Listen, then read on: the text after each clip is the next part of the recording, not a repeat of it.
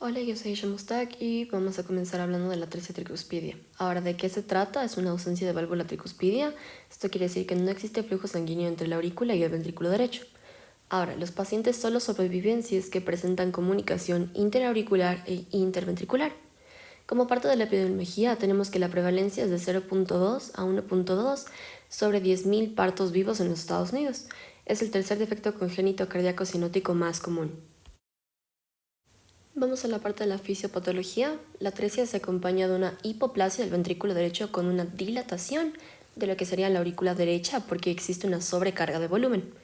La circulación, como yo mencioné anteriormente, depende de la presencia de comunicación interauricular como tanto de una interventricular. Eso quiere decir que pasa de aurícula derecha por medio de un defecto del septo atrial.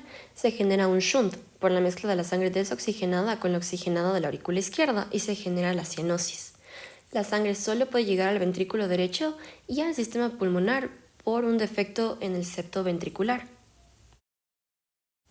Como parte de la clínica tenemos una cianosis central. ¿Qué quiere decir que sea una cianosis central? Es que se tiene una presentación de lengua azul y una saturación baja. Es central debido a que se debe a causas pulmonares o cardíacas. Luego se tiene taquipnia, disminución de pulsos periféricos, distensión venosa yugular. En la auscultación se tiene un soplo holosistólico entre el cuarto y el quinto espacio intercostal paresternal del lado izquierdo. Es un soplo holosistólico porque se escucha de S1 a S2 de forma continua. En la parte de diagnóstico tenemos un aspecto prenatal. Consiste en un ecocardiograma a las semanas 18 a 22 de la gestación. Aparte de eso está imagen. La prueba confirmatoria es un ecocardiograma. Se tiene una ausencia de válvula tricuspidia, un defecto en el septo auricular y una hipoplasia del ventrículo derecho. En rayos X se tiene una leve cardiomegalia, marcos pulmonares por aumento del flujo pulmonar. En el aspecto del electrocardiograma tenemos una desviación del eje cardíaco hacia la izquierda. En el caso del electro que está puesto en la presentación se tiene que D1 es mucho más positivo de lo que sería ABF. Ahora, tomando en cuenta que estamos hablando de pacientes pediátricos y que estos básicamente llegan hasta el año de vida, se toma en cuenta de que su eje cardíaco es mucho más diferente. Digamos que este paciente se encuentra en las edades desde los 6 meses hasta un año, porque normalmente llegan hasta el tiempo de vida de un año. Su eje cardíaco normal debería ser de los 10 grados hasta los 110. En este caso, este se encuentra con una desviación hacia la izquierda, que puede ser de aproximadamente menos 15 grados. Aparte de eso, se tienen hallazgos como unas ondas P picudas por hipertrofia de aurícula derecha, y ondas R mínimas en derivaciones precordiales, como en este caso se las encuentran desde B1 hasta B4. Yendo a la parte de tratamiento, se tiene un manejo postnatal inicial, que este consiste en una estabilización cardiopulmonar antes de cirugía paliativa. Se puede hacer una infusión de prostaglandina E1, que esta mantiene abierto el ductus arterioso o lo reabre de forma temporal. De esta forma, sí llega la sangre a oxigenarse. Está adicionalmente el soporte cardiorrespiratorio, que consiste en una ventilación mecánica o suplementación de oxígeno. Y luego se tiene la reparación quirúrgica, que consiste en cirugía paliativa de 3 etapas para separar la parte pulmonar de la circulación sistémica. Y aparte de todo eso tenemos lo que sería prognosis. Con cirugía cerca del 90% de los pacientes vive hasta su primer año y la supervivencia de 10 años es del 80%. Ahora iniciamos con la anomalía de Epstein. ¿En qué consiste? Consiste en una malformación de la válvula tricuspidia donde las válvulas se encuentran desplazadas en el ventrículo derecho. Como consecuencia se tiene una regurgitación tricuspidia y una atrialización derecha. Otros defectos cardíacos que se asocian a este son comunicación interauricular, presente en el 90% de los pacientes, desórdenes de conducción como el Wolff-Parkinson-White, que consiste en una taquicardia intermitente que se da por una excitación de vía accesoria, que es de las de Kent, que se activa antes que el nodo auriculoventricular y se tiene básicamente lo que es una preexcitación. Adicionalmente están las etiologías, es multifactorial, la mayoría de los casos son esporádicos. Se asocia a la exposición de litio durante el embarazo y a defectos congénitos en MYH7 que codifica la miosina beta de la cadena pesada.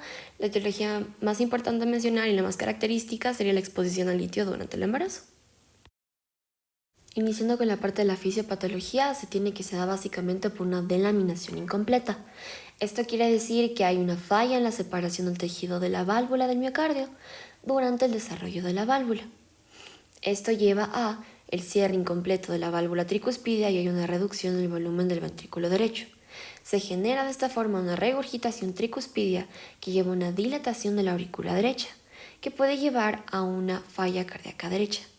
Aparte de esto, tenemos la atrialización del ventrículo derecho.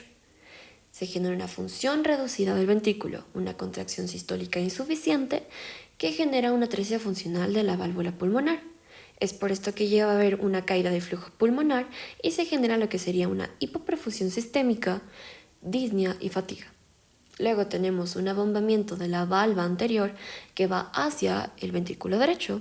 Se crea básicamente lo que sería una obstrucción en el tracto de flujo de salida del ventrículo derecho y con esto aumenta la presión del corazón derecho. Un aumento de flujo por medio del foramen oval permeable, se genera un shunt de derecha a izquierda y se genera lo que es la cianosis. En la parte de la clínica tenemos que la presentación depende de la severidad de la anormalidad. Si es que se tiene un desplazamiento apical leve, se tiene que ser asintomático en la adultez. Un desplazamiento moderado de la valva tricuspidia lleva a una cianosis o falla cardíaca en la infancia.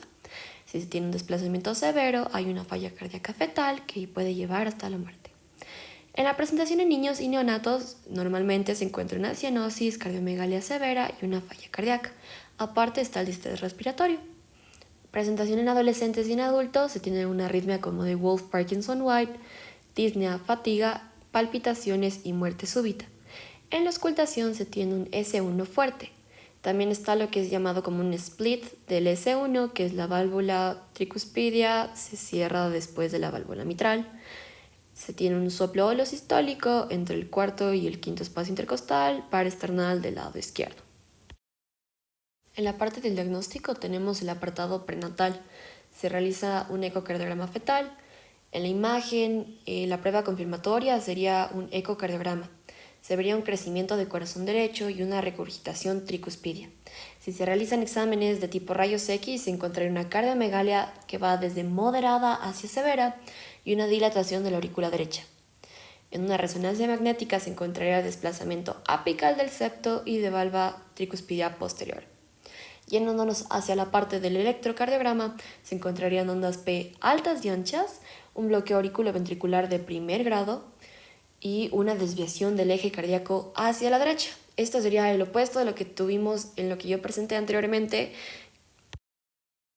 En el tratamiento se tiene el manejo inicial postnatal, se tiene una estabilización cardiorrespiratoria antes de cirugía que puede hacerse con infusión de prostaglandina E1, que como fue explicado anteriormente en la atresia tricuspidia es para que exista una apertura del ductus arterioso y tener la oxigenación.